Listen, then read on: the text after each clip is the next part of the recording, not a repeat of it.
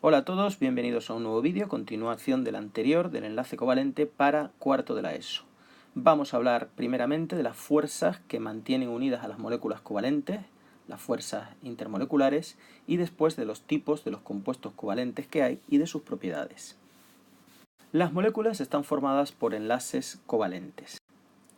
A su vez, estas moléculas están unidas entre sí por fuerzas intermoleculares o fuerzas de Van der Waals.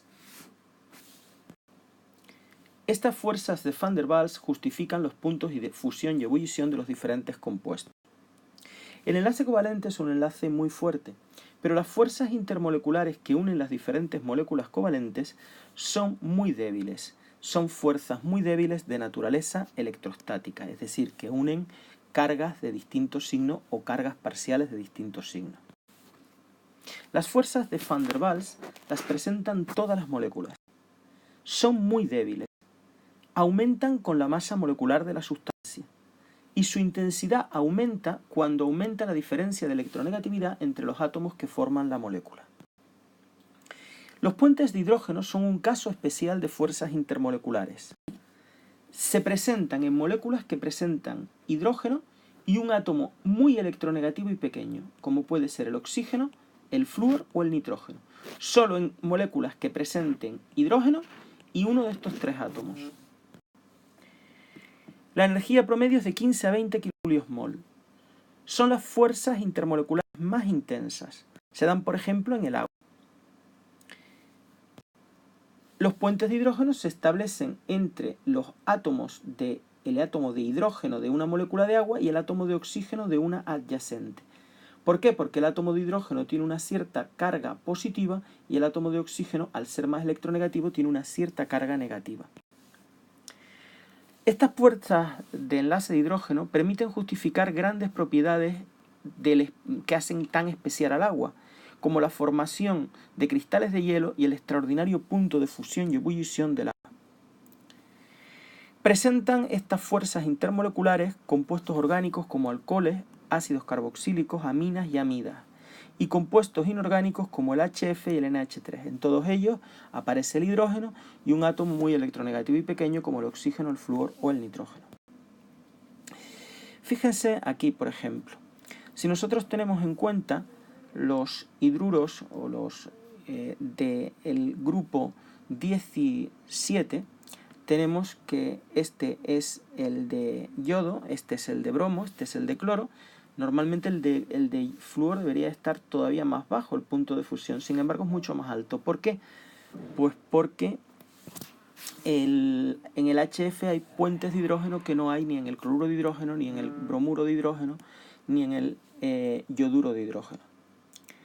Sin embargo, en el grupo del carbono sí que se ve la tendencia de ir cada vez más bajo los puntos de fusión y ebullición. ¿Por qué? Porque el carbono no forma puentes de hidrógeno. Tiene hidrógeno esta molécula, pero no tiene ni nitrógeno, ni oxígeno, ni flúor. Tiene carbono que no forma puentes de hidrógeno. Esto, fíjense la diferencia, por ejemplo, en el grupo del oxígeno, grupo 16, cada vez va disminuyendo el punto de ebullición de las sustancias, del telururo de hidrógeno, o del ácido telurhídrico si está en agua, del ácido selenhídrico si está en agua, del ácido sulfídrico, y fíjense lo elevadísimo que es el punto de ebullición del agua.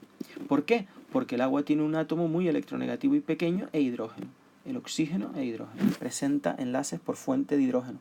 Y para destrozar esos enlaces hay que añadir una energía una gran cantidad de energía, por eso esa diferencia. Vamos a ver ahora hablar de los tipos de compuestos covalentes. Hay dos tipos de compuestos covalentes, los moleculares, que son los que forman moléculas, y los sólidos covalentes. Los sólidos covalentes son aquellos compuestos que presentan estructuras cristalinas. Son como grandes edificios, pero los enlaces, en vez de ser iónicos, son covalentes. Los ejemplos más comunes son el carbono, ya sea en estado diamante o en estado grafito, la sílice, que es el dióxido de silicio, y el carburo de silicio o carborundo. Los compuestos moleculares están formados por moléculas independientes unidos por fuerzas intermoleculares. Poseen bajos puntos de fusión y ebullición. Son moléculas discretas. Hay moléculas reales. Son muy blandos. Suelen ser poco solubles en agua. Malos conductores de la corriente eléctrica. Por ejemplo, el dióxido de azufre y el etanol. Las características de los puntos de fusión y ebullición y la solubilidad en agua dependerán de la diferencia de electronegatividad de los átomos enlazados. Si la diferencia de electronegatividad es grande, es decir, son átomos distintos, pues serán solubles en agua y tendrán puntos de fusión y ebullición algo más altos. Si son los mismos átomos los que se enlazan, o carbono e hidrógeno, puntos de fusión y ebullición muy bajos y no serán solubles en agua. Los sólidos covalentes, que son estos compuestos, como les dije antes, la sílice, el carborundo, el carbono diamante, el grafito, están formados por átomos unidos por enlace covalente. Son moléculas, supermoléculas, como si dijéramos, son redes cristalinas, pero donde los enlaces son muy fuertes, covalentes. Tienen altísimos puntos de fusión y ebullición. Pueden formar estructuras tridimensionales, bidimensionales o incluso cadenas. Tienen una dureza muy alta. De hecho, el diamante es el compuesto más duro, el elemento más duro en la escala de Mohs, excepto el grafito, porque el grafito forma estructuras bidimensionales. Son insolubles en todo tipo de disolventes, en agua, disolventes polares y también en disolventes apolares. Son malos conductores de la corriente eléctrica, son aislantes. Y por ejemplo, pues el diamante, el grafito, acuérdense de la sílice, estos se los tienen que saber, y el carborundo. Pues muchas gracias por vuestra atención y nos vemos en una futura ocasión.